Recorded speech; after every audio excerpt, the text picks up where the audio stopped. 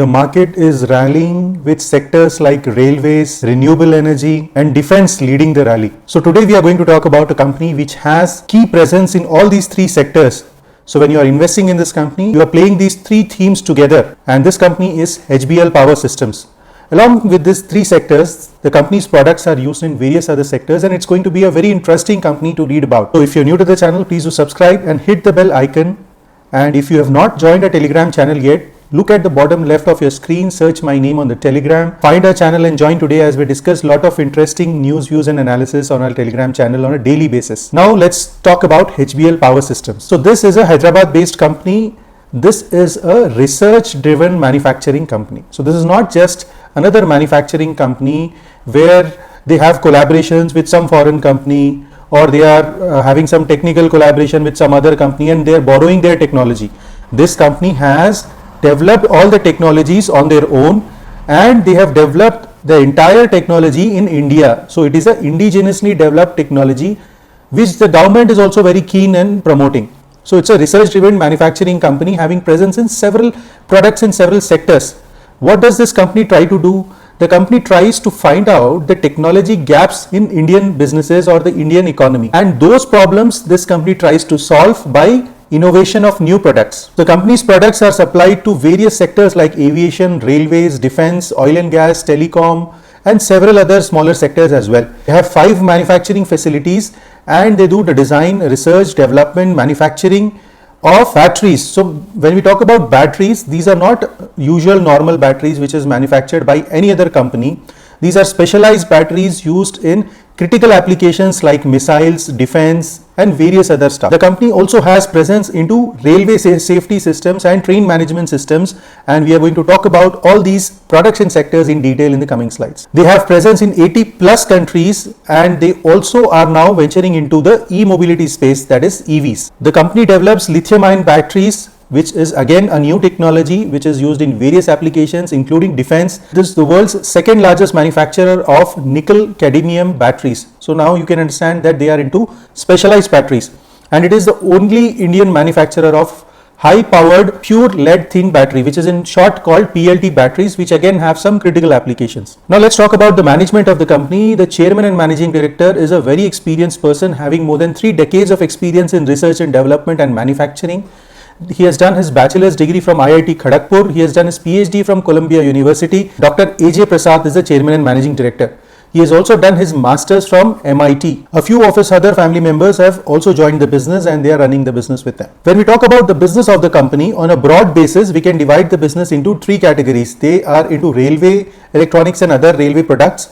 They have presence into defense, and they also have battery manufacturing which are used in several sectors. So when we talk about their batteries which are used in defense, they are used in aircrafts, missiles, torpedoes, battle tanks and submarines. So now you can understand how critical are these batteries in terms of usage and what is the quality and the accuracy expectation from the products of these companies. When it comes to industrial use, the company manufactures batteries which are nickel cadmium batteries and lead acid batteries. So now lead acid batteries are common batteries which are manufactured by others as well, but the company's focus earlier was into these batteries, but now into specialized batteries only. They are also into lithium-ion batteries which are specifically used by the EV vehicles. Coming to their electronics business, again they manufacture electronics in various sectors like the defense and the various industries as well as the electric vehicles. In defense, they manufacture electronics like army communication equipment. So in the defense, if the soldiers have to communicate, their communication equipment are manufactured by this company. They manufacture artillery and other fuses. So that means the actual defense equipment is manufactured by this company, or at least they have approvals to manufacture such kind of products, and they have the technology to do so. When it comes to the industry electronics, they manufacture battery chargers, energy storage systems and various other products. When we talk about the train or the railway sector in terms of electronics, they broadly are into 2 categories. One is they help in the better and the smooth functioning of the train. They help in the better usage of the tracks which they are already laid on, and they also help in the safety of the trains by preventing the collision. So basically they are into train protection systems, train management systems and also train collision avoidance systems. They also manufacture various motors which are used in defense like the torpedo motors, which are used by industries like the energy saving motors, and in EVs they use the switch reluctance motors. Along with this, they are also entering into new technologies like the build to print manufacturing. Now, when we talk about the electronics which are used in railways, primarily they are one of the pioneers in developing these technologies in India. Very few companies in India are into these technologies. So this company has a moat when it comes to manufacturing of these technology products. So their TMS, which is a train management system, helps in better usage of the already laid tracks. So they help the management of the trains in such a way that the existing tracks are used to the optimum level. It is not easy for the railways to keep laying new tracks every year. So the existing tracks which are underutilized, with their electronic and automated systems, their usage is becoming more efficient. The next thing is the TCAS, which is train collision avoidance system. Now what is this? This system prevents from two trains to collide against each other. So this is basically the train safety system. So when such safety systems are installed in all the trains in India, there will not be any accidents which are happening in India. So now the government is very keen towards installing these systems in all the trains which are running in India gradually over a period of time, which is a very big project. So the Indian government has taken the initiative of fixing these systems in all the trains, and they call this system as Kavach, which is a shield. This company has already taken approvals from the railways, and they have done a couple of pilot projects already. They have already received and installed orders worth about 347 kilometers of 30 vehicles in South Central Railway, and in FY21 they have already done installation up to 84 kilometers in the North Central Railway. So that means the company already has an approval in terms of technology and product from the railways, and their pilot project is already done. So whenever the government wants to do this extensively, there is high probability that this company gets bulk of the orders from the government. When we talk about the TMS, which is the train management system which we discussed, this is the only company or the company which has developed the first time in India in the private sector, and they have already installed this system for the Eastern Railway, and hence their technology is already approved, and as the government keeps on giving orders for the TMS, this company is bound to get more orders. Now, when it comes to electric mobility, what does this company manufacture or how they have innovated? There are already vehicles running on the roads, the commercial vehicles specifically, like trucks and buses, which are running through the IC engine, which is internal combustion engine. Whereas the entire industry is gradually moving towards EV. So instead of buying a new vehicle, which is the EV vehicle, they are developing retrofittings which will convert the IC vehicle into a EV. So the entire vehicle need not be purchased new. The existing IV vehicle will be converted into a EV using the retrofitting which this company is developing. So these they will be developing for the light commercial vehicles as well as the trucks and buses. So you imagine the number of such vehicles running on the Indian roads and the amount of savings which the owners of these vehicles can generate if at all they adopt this technology at a much lesser cost than buying a new vehicle. So when it comes to defense, this company manufactures specialized batteries which are used in various defense applications like aircraft, submarines, artilleries, etc. Apart from this, they are also having technologies to develop certain defense equipments which whenever they get an order, they can manufacture and deliver. So these are some of the batteries they are manufacturing for the defense sector, that is the torpedo battery, the submarine battery, the lithium thermal batteries, and they have already got orders and started delivering to the Indian Navy. So these are the lead acid batteries which the company manufactures. So this is something not very unique, but it's a common business now. So what the company is doing is they were reducing the concentration on this business and focusing towards the specialized batteries. But with the advent of 5G, with the advent of data centers, with the advent of the new telecom technologies which are coming up, they need advanced lead acid batteries. So this company is further developing latest technologies in this segment also, because now they see huge scope in the data center as well as the telecom sector for the usage of these batteries. The company also manufactures tubular gel batteries. These are generally ordered by the government for electrification of villages in India. The next type of batteries which this company manufactures is pure lead thin plate batteries, which is the PLT batteries. These batteries have applications in critical sectors like the defense, data center as well as the aviation sector. And this company is the only company in India who is manufacturing these batteries to the satisfaction of the quality requirements of these sectors. The next type of batteries which this company manufactures is the nickel cadmium pocket plate batteries, which is the NCPP batteries.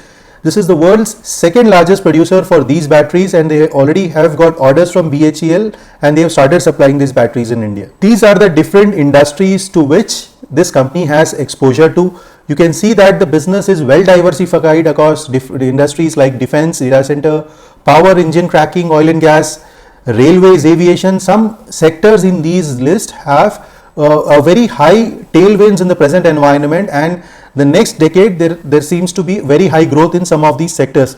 So even if a few sectors fail to deliver as per expectations of this company, the other sectors would compensate to the growth of the company in terms of revenue. As a segment wise breakup, if you see, the batteries still contribute about 64% business to the company, railway electronics almost 10%, defense almost 24%, and the others just 2%. The top 10 clients constitute about 36% revenue to the company, so there's not much of client concentration risk, and the revenue contribution from exports has gone up from 18 to 20%. So when this trend is followed, the margins of the business increase as they get better realizations when they do export of same products. So when we talk about the industries or the main industries to which this company has exposure, one of them is railways. So as you know, the government is very keen in developing or upgrading our Indian railways to the next level. So they would have high allocation, almost 27% allocation in the budget, which will lead to about 1.5 lakh crore of spend in the railways. Government plans to introduce almost 400 Vande Mataram trains, which they have already started doing, and these kind of trains will have products which the company manufactures. 100 PM Gati Shakti cargo terminals are to be set up in the next 3 years. Almost 2000 kilometers of network has to be brought under Kavach. Now Kavach is the train collision avoidance system which we have discussed, for which this company already has a ready technology. So the Kavach will be introduced across the trains running almost across 34,368 kilometers, and this project has to be completed by FY26. So there is huge amount of capex required for this, which will generate business for the company. There is a train model called Train 18 which runs at a speed of 180 kilometers per hour. So these trains have to be equipped with the TCAS and the ATP systems which this company manufactures. The government is very keen in indigenous manufacturing in the defense sector. In fact, the government wants to promote India and make India an exporter of the defense items. So they want to increase the defense allocation for the domestic industry from 58%, which was earlier, to about 68%. So the major amount of manufacturing or the procurement for the defense equipments which happen in India, this company is having exposure to defense manufacturing, which will increase the amount of orders which they have received when compared to the earlier base. The 5G technology is started rolling in different cities, as we know. So the 5G, as the 5G becomes common, the power consumption or the power backup required will be much more than the 4G technology. So the batteries which this company manufactures will be used for this technology. In terms of data centers, India will need more than 5 times the present capacity of data centers in the coming years. So all these data centers require the battery backups which this company has manufacturing for. Indian Railways have completed almost 81% of the electrification. So this will increase the consumption of NCPP batteries of the company. And India has completed the oil pipeline to the extent of almost 24,000 kilometers, which will increase the requirement of the nickel cadmium batteries manufactured by this company. When we talk about competitors, there are no identical competitors of this company, because this company manufactures specific research driven products which are used by different industries. But when we look upon each product separately, we can list out some competitors. So the companies which manufacture batteries are Exide Amaraja, RES and Loom Solar. When it comes to the TCAS systems, which is the train collision avoidance systems, companies like Medha and Kernex are the ones which already have these technologies along with HBL Power Systems. Now, what is the competitive edge, or what is the economic moat of this company, which is the most interesting part of this video? The company develops the technology indigenously. They don't have any technical collaboration with the foreign company. So it is a made in India technology and made in India product which the government will be highly keen in promoting. The company themselves have the technical expertise ready to implement it and take it to a commercial advantage. It is the world's second largest manufacturer of NICD batteries, and they continuously keep doing the R&D to develop new products and fill the technology gaps in India. It is one of the leading companies to supply batteries to the defense sector. The management has 3 decades of experience of research and development and manufacturing in these different sectors, which is not easy for a new company to enter and create over a period of time. Even if they have funds, they cannot implement and do this research in a short period of time. In terms of approvals, the company already has approvals from the defense sector, the railways and the other sectors, both public and private. So for a new company to enter and take these approvals will take many more years, which is already ready with this company. In India, they are the only manufacturer of the PLT batteries, and this is not just another manufacturing company. The entire manufacturing is research driven, and as and when the other companies keep manufacturing the same products, this company will continue the research and move one step further. In terms of growth outlook, the company has an order book of almost 590 crores at hand. Out of this, they have about 38% order book for silver, zinc, submarine and lithium batteries, 24% for the nickel cadmium batteries, 19% for the lead acid batteries and 8% for the TCAS and the other systems. In terms of capex, the company has planned a capex of almost 110 crores for the manufacturing of the lithium ion cells. Now we are not talking about the battery, we are talking about the cells, and the electric drivetrain, which is the retrofitting of normal vehicle into the electric vehicles. They want to enhance the capacities of 12 VUPS batteries which they are already manufacturing, and their existing NCFP batteries. They want to expand the geographies and the different sectors to which they are supplying. The company wants to focus on the high margin projects now. So compared to earlier, their margins will gradually improve, and as they already have approvals and they have done pilot projects in the railway sector, the company is very positive and they feel that they are at an inflection point where the technologies are ready and they may get huge amount of orders from the railway and the defense sector going further. Now, in spite of talking so many good things about the company, there are certain risks which we have to look into. So the company's raw material prices are volatile, and sometimes the company is unable to pass on the raw material cost, which is impacting their margins, which is clearly mentioned in the annual report. The company's products need testing and approvals of their customers. So sometimes whenever the product is there is a lot of money spent on the research and the product is manufactured, the product may not get approval from the client. So the research and development cost get wasted, or they have to further spend to improve the product to the satisfaction of the customer. So that is a R&D risk which the company incurs. In terms of technology, if the company is manufacturing a certain type of product, if the technology changes, the company's products may become obsolete. In the past, you have observed that the company has done a lot of research and development, they have developed a lot of products, but the revenues are not steadily increasing, because sometimes the company is good at research but they are not able to commercially use their technologies and make money. So something like this may happen in the future, which is a risk for this company. In terms of competition, now there is lesser competition in some of the products which the company manufactures, but there are big businesses in India which are also looking at manufacturing these kind of products. So going further, there may be competition from others in the industry. Another risk which you have to look at is the company has a lot of exposure to get the business from the government. So when somebody is working with the government, there may be a risk of getting or not getting orders, getting sustainable orders. There is a risk of delayed payments and sometimes of no payment also. If at all the plans of the government change, they decide not to allocate such higher budgets, the visibility of orders may go down and the performance of the company may deteriorate. In terms of liquidity, the company has high working capital requirement. They are not very efficient in terms of their inventory and debtors. So there is a little bit of liquidity risk for the company. Now, after understanding the business in detail about the company, after understanding the capabilities of the company, let's talk about the financials part. In terms of revenue, the revenues have not shown a great growth in the last 5 years. There's been a declining trend.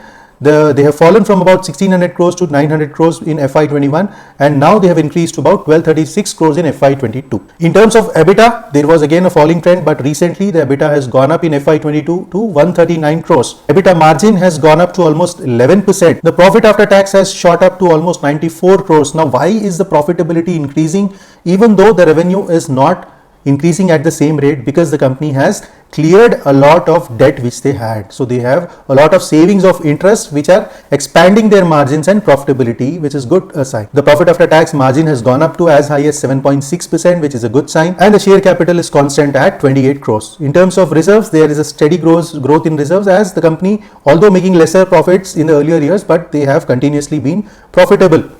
In terms of debt, now you look at the sharp fall in the debt. It has fallen from 366 crores to just 63 crores. So it's almost a net debt free company with a debt equity ratio of just 0.08. The trade payables are more or less the same. So there's not much red flags in the trade payables.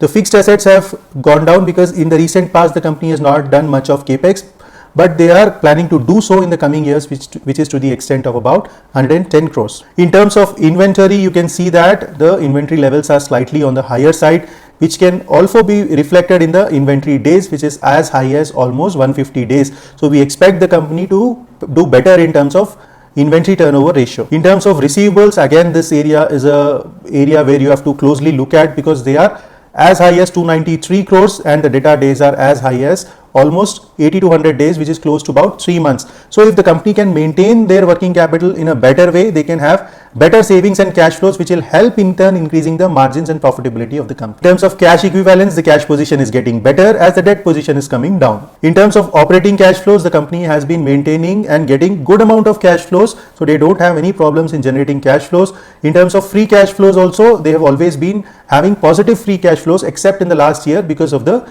increase in the capex now which the company is doing. In terms of ROCE, earlier the ROCE was weak and on the lower side like the profitability margins, but now the ROCE is improved to about 13% and we expect this to further improve in the following quarters. Now when we talk about the shareholding, the promoters hold almost 59% of the company, which is a decent stake. DIA is about 3.6% and FII is about 1.55. Going further, if the company performs better, there can be further investments by the institutional investor. The public holds about 36% in the company. Now coming to the another interesting part, which is the valuations. The market cap is nearly 3,000 crores, which is high because of the recent rally in the share. The revenue is about 1,200 crores, EBITDA at 11%, ROC about 13%, which comes to a PE ratio of 30 times.